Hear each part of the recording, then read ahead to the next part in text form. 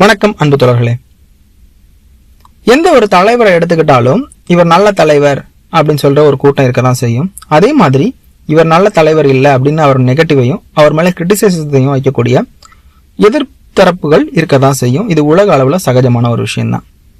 இதுல நம்ம முதலமைச்சர் ஸ்டாலின் எந்த ரகம் அப்படிங்கறத இந்த வீடியோல பார்க்கலாம் வாங்க. நீங்க ஸ்டாலின் அவர்களை சப்போர்ட் பண்ணலாம், இல்ல எதிர்க்கலாம். ஆனா இந்த வீடியோ பார்த்ததுக்கு அப்புறம் உங்கள் மனநிலையில சின்ன ஒரு மாற்றமாவது வரும் அப்படிங்கறதா எங்களோட எதிர்பார்ப்பு. அது நடக்க போதா இல்லையாங்கிறத இந்த வீடியோல பார்க்கலாம் வாங்க. ஸ்டாலின் ஆட்சிக்கு வந்ததுக்கு அப்புறம் பீப்புள் ஃபர்ஸ்ட் அப்ரோச் ரொம்ப ஸ்ட்ராங்கா இருந்துச்சுன்னு சொல்லலாம். முக்கியமா கொரோனா டயத்துல அவர் எடுத்த மெஷர்ஸ் எல்லாம் கண்டிப்பா நிறைய இடங்கள்ல வேலை செஞ்சுச்சு.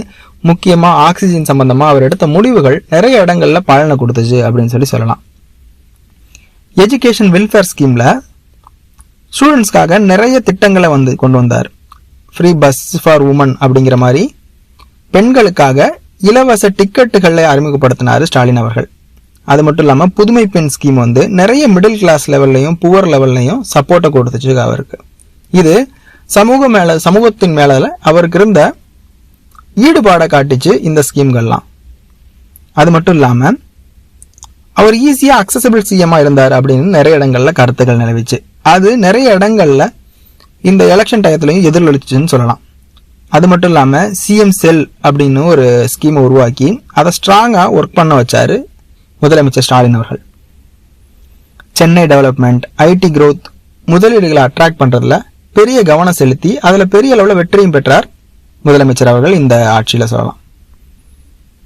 அவர் பேசுற ஸ்டைல் அக்ரெசிவா இல்லாம இருக்கலாம், ஆனா அவர் ஈஸியா மக்களோட ஒன்றக்கூடிய அளவுல நிறைய இடங்கள்ல செயல்பட்டார் அப்படிங்கிறது இந்த எலெக்ஷன்லயும் நிறைய இடத்துல அவருக்கு பிரதிபலிச்சிச்சு.